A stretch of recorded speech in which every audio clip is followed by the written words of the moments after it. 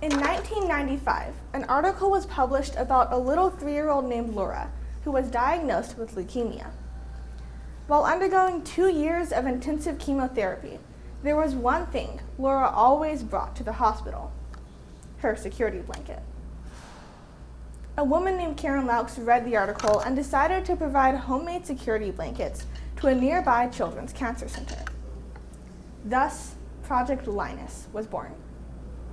Project Linus is a nonprofit organization whose mission is to provide love, a sense of security, warmth, and comfort to children who are seriously ill, traumatized, or otherwise in need through gifts of new handmade blankets and afghans, lovingly created by volunteer blanketeers.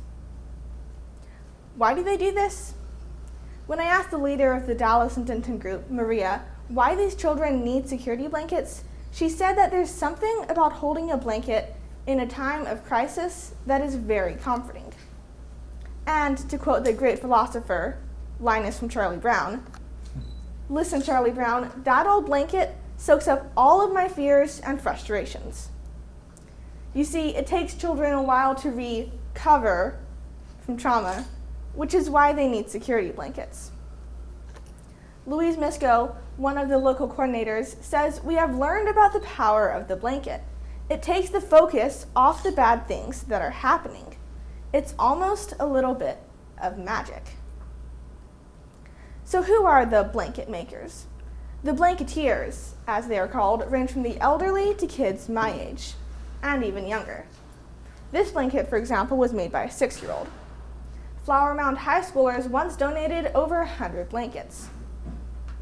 Some people make blankets at home and drop them off at the local chapter. Some get together in groups, and there are even stories of overnight blanket-thons. Once the blankets are made, they are dropped off at the local chapter, and they're marked with Project Linus tags, checked for perfection, and sorted into toddlers, children, and teens. Then they're dropped off at local hospitals and social services.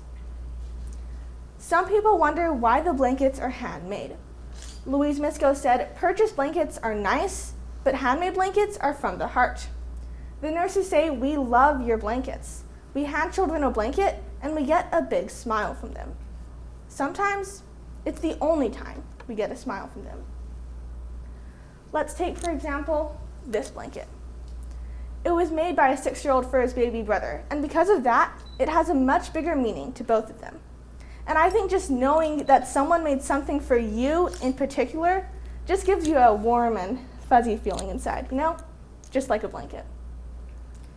Maria said that they make an average of 300 blankets a month, and last year they made 4,321.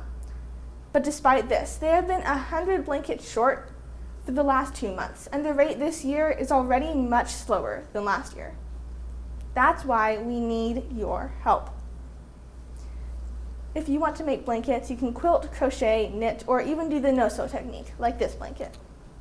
Making blankets may seem hard, but I think you'll warm up to it fast. And if making blankets is really not your thing, we've got you covered.